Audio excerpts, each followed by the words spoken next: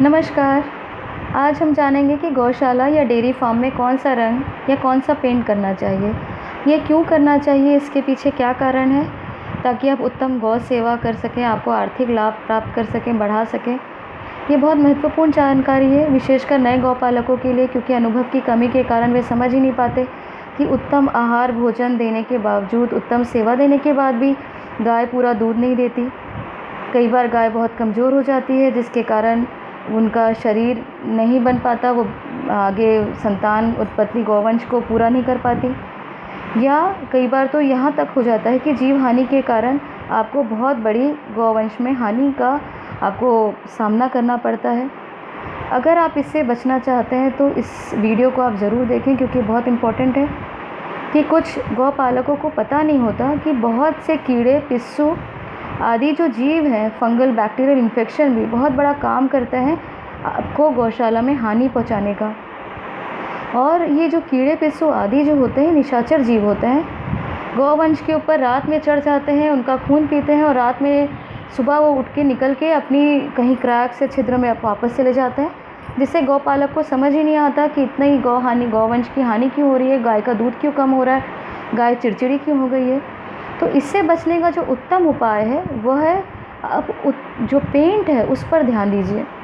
यदि आपने चूना या लाइम आपने अपनी गौशाला में किया है तो इस प्रकार की परेशानी से आप बच सकते हैं, क्योंकि चूने में एंटी बैक्टीरियल यानी एंटी फंगल गुण होते हैं और अनेक प्रकार के बड़े कीड़े, पिस्सू भी ऐसे वातावरण में नहीं रहना चाहते, क्योंकि वो पूरी तरह पनप ही नहीं पाते। ऐसा घर बना के, घरौंदा बना के भी वो पनप नहीं पाते जहाँ पे लाइम या चूने का प्रयोग किया जाता है।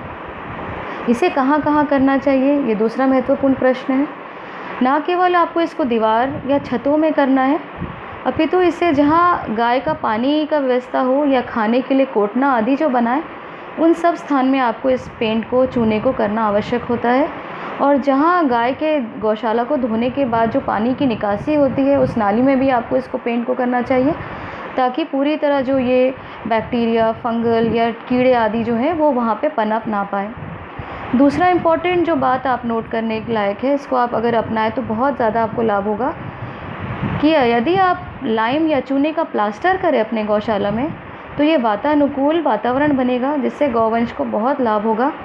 यह गर्मी में ठंडा रहेगा और ठंडी में गर्म रहेगा, जिसके कारण गौवंश को जो है बहुत शारीरिक, अगर उसका आप ध्यान रखेंगे तो आपको दूध आदि आर्थिक लाभ तो होगा ही। इस बात को आप बिल्कुल ध्यान रखें कि अगर गाय की आप सुबह गर्मियां हैं तो उनको नहलाना, उनको साफ़ रखना, ये बहुत इम्पॉर्टेंट है। इसी तरह कीड़ा से बचने के लिए आपको इस तरह से पेंट करना बहुत आवश्यक है। इस प्रकार की अगर आपको ये चूना संबंधी अगर आपको जानकारी ना हो कि किस तरह से लगाना है, तो आप किसी बड़े बुजुर्ग से पूछ लें। इसको लगाने की विधि है, चूने को एक दिन पहले भिंगा देना पड़ता है, अगले दिन इसको डिस्टेंपर की तरह इसको लगाना पड़ता है।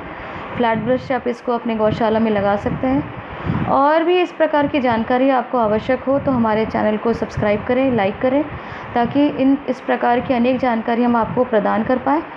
अगला वीडियो में आपको गौशाला में बनाने वाला चक्रव्यूह बताऊंगी, जो कि गौवंश को अनेक प्रकार की ऊपरी हवा से या ऊपरी बाधा, नज़र दोष से बचा सकता है।